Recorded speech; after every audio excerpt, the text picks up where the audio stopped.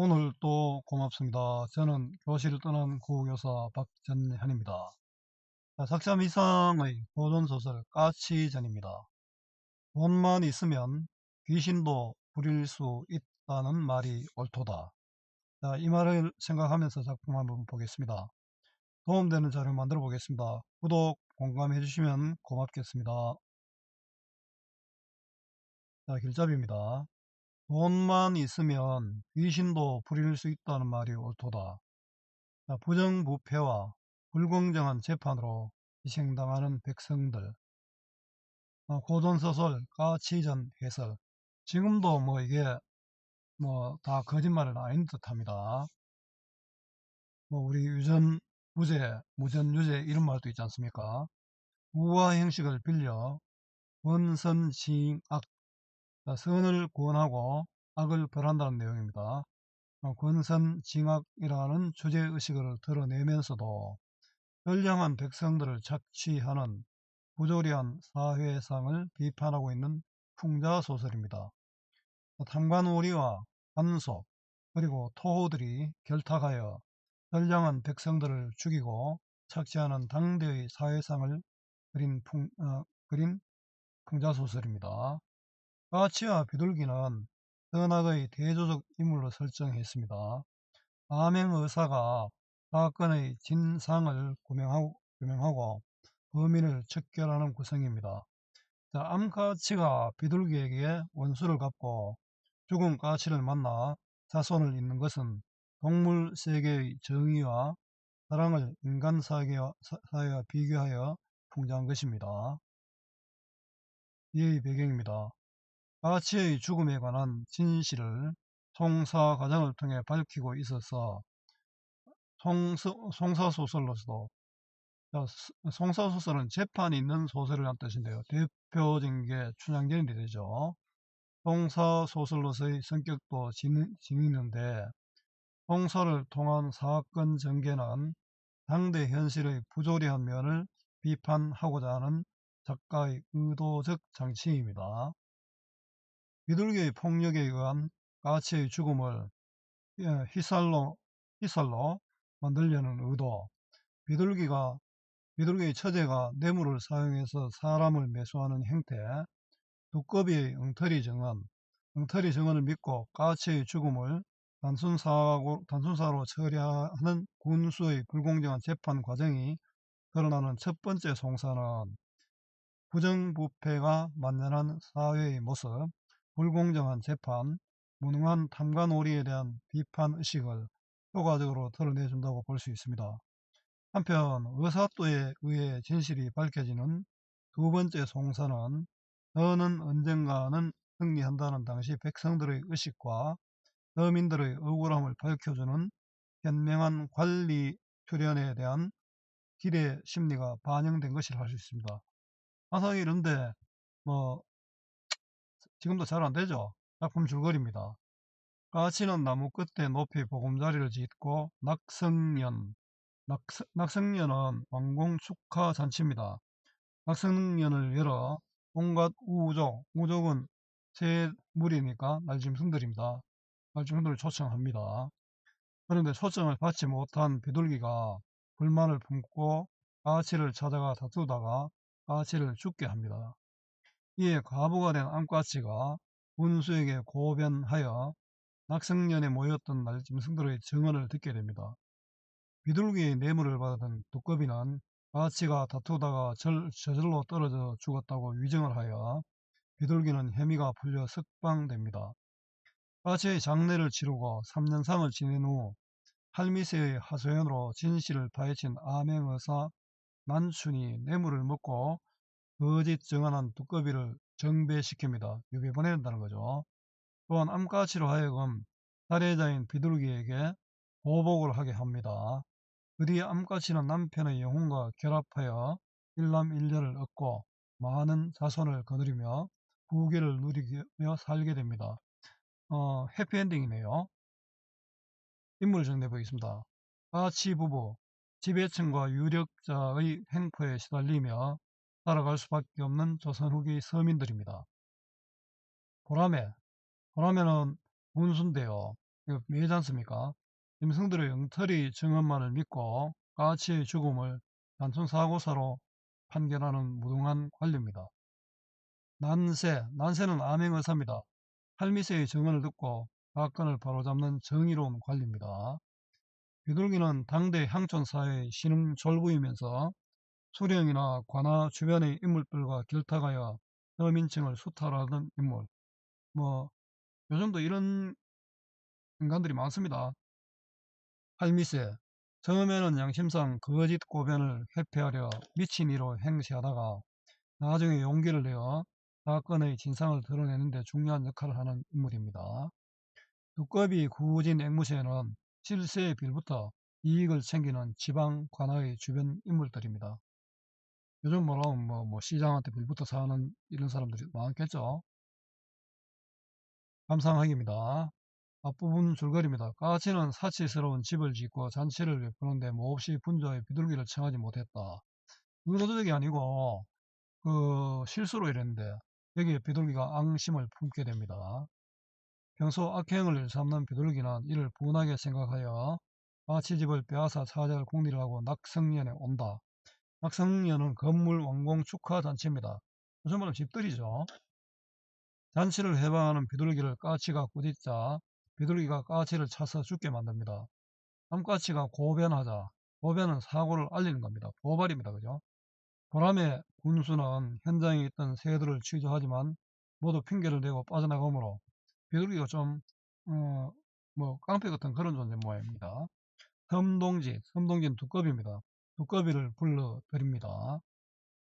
비둘기의 행포로 까치가 죽었습니다. 차시의 두민 섬동지의 이름은 두꺼비요 자는 불룩이라. 차시 이때 두민은 동네에서 나이가 많고 직견이 높은 사람을 두민이라 합니다. 섬동지 이름은 두꺼비요 자는 별명입니다. 불룩은 두꺼비 외모가 좀 울룩불룩 하잖아요.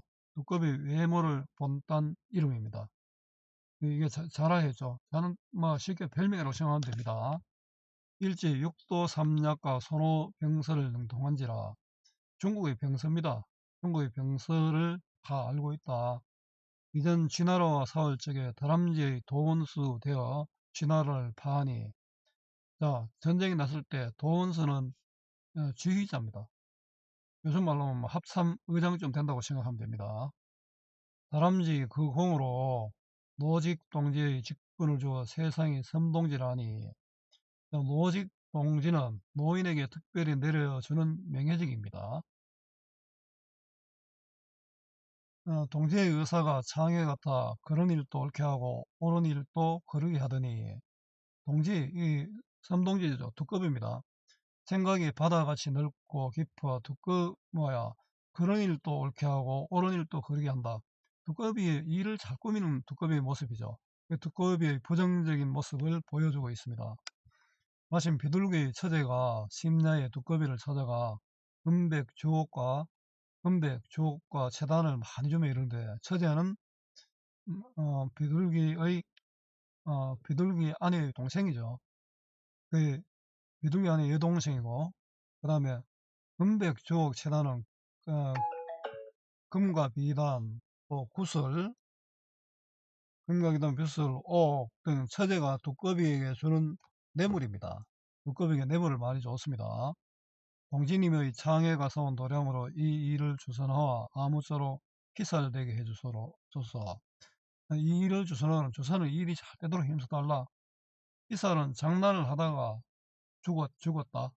이 두꺼비가 아니라 비둘기가 의도적으로 죽인 게 아니고 까치하고 장난치다가 이렇게 죽었다. 이렇게 얘기하는 겁니다. 동지 답하여 가로되 염려치 말라. 내 들으니 책방 고진과 수천 기생행무가, 책방은 고을원의 비서입니다. 그죠? 고을원의 비서 고진과 수청 드는 기생인 앵무인데 앵무가 총애를 받고 있다니 보배를 드린 후에 여차여차 하자. 자세한 내용을 생략해서 호기심을 자극하죠. 쉽게 말하면은 비서와 그 기생을 유혹해서 우리 사또를 설득하자 이런 뜻이다. 그죠? 하고 약속을 정하고 각청 두목과 재반 관속에게도 뇌물을 쓰고 이리저리 하면 두목은 우두머리지 않습니까? 그 다음에 재반 관속 모든 아전과 하인에게도 뇌물을 쓰고 이리저리 하면 우리 편으로 만들면 고독단신 암까지가 어찌할 수 없으리니 그런즉 저절로 휘살이 장난치다 죽은 걸로 될 것이다. 고독단신은 도와주는 사람 없이 외로운 처지입니다. 뇌물을 받고 비둘기를 도와주려는 두꺼비입니다. 비둘기가 기뻐하여 말 그대로 했다. 섬동지 두민으로 관아에 붙들려 오니 연만 80이라. 섬동지는 두꺼비가 다름이고 두민은 마을의 어른입니다. 관아에 붙들려니 연만 80이라. 그 나이가 많아서 80이다. 두음이 차서 배때기를 불룩이며 눈을 껌뻑거리고 입을 넓적이며 여쭈오되. 늙은 두꺼비의 외모를 묘사하고 있죠. 눈을 껌뻑거리고 입을 넓적이며 이게 군수에게 오히려 신뢰를 받는 요인이 됩니다. 어찌 일어나 속임이 있으오리까 본대로 아래오리로다. 일호나 한 가닥 털만큼도 속이지 않겠다. 하되 군수 기뻐하여 가까이 앉히고 물어가로되 너를 보니 나이 많고 점잖은 백성이라 추호도 숨기지 말고 이실직고 하라. 이실직고는 사실대로 고하라 이런 뜻입니다. 염동지 일어나 절하고 다시 여쭈오되 이 늙은 것이 남의 운통한 일을 어찌 조금이나 속이리까. 신은 근본 길점싱이오나 나이가 많은 연고로 두민이라 마을의 어른이죠. 같이 낙성년에 참석하여 본즉 모든 날짐승을 다 청하였을 때 오직 비둘기를 청치 아니하였기로 괴히 여겼더니 까치가 비둘기를 싫어했다는 것을 강조하는 거죠. 원근 까치와 비둘기가 혐이 있었던데 마침 비둘기가 지나가는 것을 까마귀가 청하여 말석에 참여하고 비둘기 이르되 원근은 본래 까치와 비둘기가 혐이 서로 미워하고 꺼렸다. 그래서 끝자리에 참석하고 비둘기가 이르기를 금일은 봉황대군의 국기일인데 풍악이 불가하다 하온즉 봉황대 국기일은 임금 왕후의 제삿날입니다. 왕후의 제삿날인데 풍악이 불가하다. 이거는 두꺼비가 꾸며낸 거짓말입니다. 같이 분하여 지중에 비둘기를 책하여 가로되 이런 일은 없었습니다. 나무라 말하기를 남의 잔치에 왔으면 음식이나 주는 대로 먹고 갈 것이지 청치 아니한 데 와서 묻지 아니하는 말을 하느냐. 청치는 청하지 부르지 않는 데 와서 쓸데없는 말을 하느냐. 이것도 거짓말입니다. 모든 객이 그 말이 옳다 하거늘 비둘기 무료하여 가로되 부끄럽고 열없어 가로되 저놈이 제잔치 왔다 하고 날들어 욕하는 것이 구태여 날만 하는 것이 아니라 복담의 팽두이식이라 하였으니. 이거는 뭐냐면 팽두이식은 머리를 삶으면 귀까지 익는다는 뜻입니다. 한 가지 일이 잘 되면 다른 일도 저절로 이루어짐을 비유적으로 이루는 말입니다. 그 나를 이렇게 하는 것은 다른 참석자들도 욕하고 있다는 그런 뜻입니다. 제 객인들 어찌 부끄럽지 아니하리요. 다른 객들도 부끄러울 것이다. 자, 국기일에 풍류 연락이 만일 알려지면 중죄를 당할 것이니 돌아감이 옳다 하온즉. 국기일에 그 왕가의 예선날인데 이런 일이 있으면 안 되잖아요. 이런 풍류 연락 잔치를 즐기면 중죄를 당할 것이니 돌아가자 이렇게 하온즉 결곡한 까치가 분을 이기지 못하여. 결곡하는 빈틈이 없지만 이런 뜻인데요. 여기서는 의미는 허전한 그 앞에 아무것도 없는 여기서 문맥상 의미는 빈틈이 없다는 뜻인데 여기서는 아마 허전한 이런 뜻이 될 것 같습니다. 빈틈이 없는 까치가 분을 이기지 못하여 비둘기에 달려들어 거듭 살 적에 수만장 높은 가지에서 허전하여 아무것도 없어서 떨어져 죽었다. 까치가 비둘기 찰락하다 떨어져 죽었다 이 말이죠. 나로 인하여 죽는구나라 하였고 연후 비둘기가 정범이 되었나이다. 비둘기가 범인이 되었습니다. 하되 까치 사망 사건에 대한 두꺼비 거짓 증언입니다. 문수 그 말을 듣고 돌려보낸 후 두꺼비 위증이죠. 이 일을 어찌할꼬 하니 책방 구진이 뇌물을 받았다. 이 비서도 뇌물을 받았죠. 이때에 아뢰되 나도 염탐하온즉 염탐은 몰래 조사했다는 뜻입니다. 비둘기 애매할지 분명하더이다. 자, 비둘기 애매할지는 잘못이 없이 벌을 받아 억울할지 분명하다. 잘못이 없이 벌을 받는다. 이런 뜻이죠.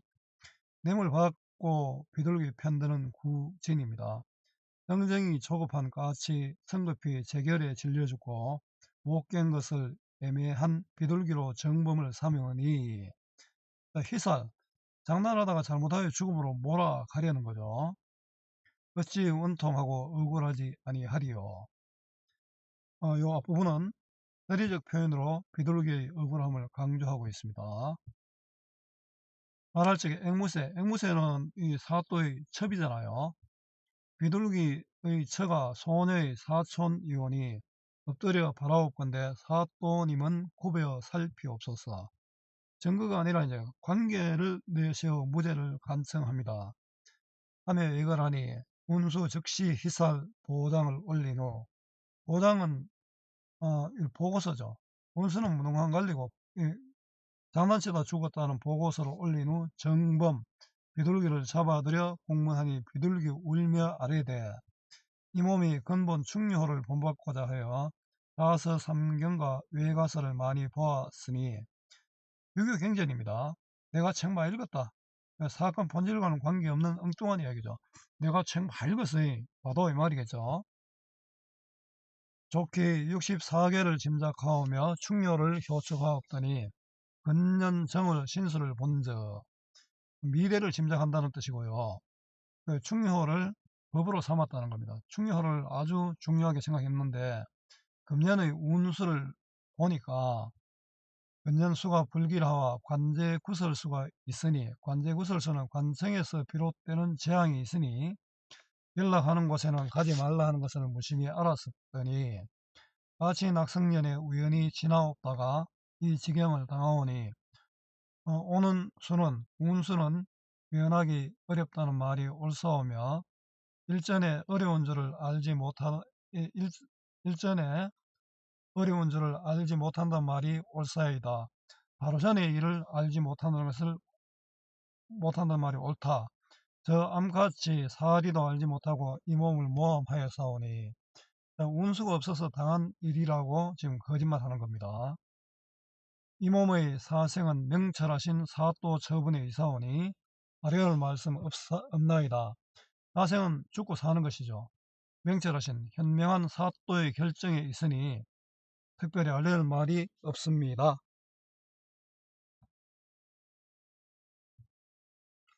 사건을 군수 청파엔 다 듣고 나서 감령보장의 회신을 기다려 처결하리라. 감령보장은 관찰사에게 보낸 보고서, 그 보고서의 답이 오는 대로 결정하여 조치하겠다 이런 뜻입니다.